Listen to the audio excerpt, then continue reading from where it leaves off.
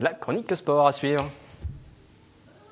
La chronique sport, Anthony alors. Oui, bonsoir Anthony. Oui, à nouveau, bonsoir Wilfried. Bonsoir. On va commencer. Vous n'aurez pas de jingle pour accompagner votre venue. J'ai pas le droit au jingle ce soir, c'est pas grave. On va commencer avec le Vendée Globe. On suit toujours Tanguy Delamotte, le skipper versaillais. Mais après 9 jours de course, cette édition 2012 est plutôt impitoyable avec les skippers.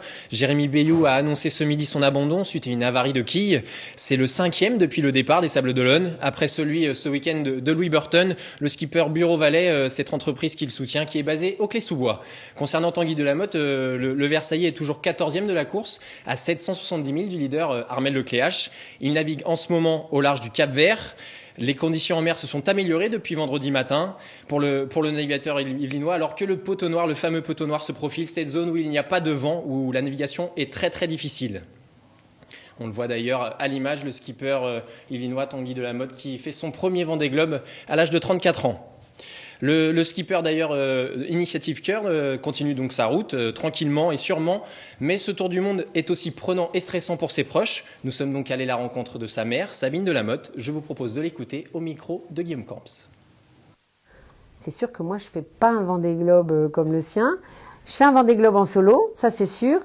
J'ai la chance d'être avec de l'assistance et une assistance amicale très très forte. Et effectivement, mon Vendée Globe il est à terre.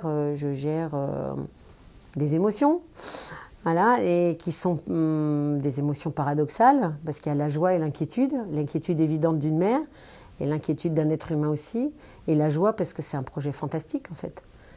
On essaye de le vivre en lâchant aussi, il ne faut pas non plus s'accrocher à toutes les 2 heures, sinon on entretient une angoisse ou une inquiétude qui n'est pas forcément saine, puisque de toute façon on ne peut rien faire. La chronique sport du lundi, on suivra donc régulièrement l'avancée de la compétition du Vendée Globe pour ce skipper versaillais. Oui, tout à fait. On va essayer peut-être de l'avoir la semaine prochaine dans la chronique en direct par téléphone.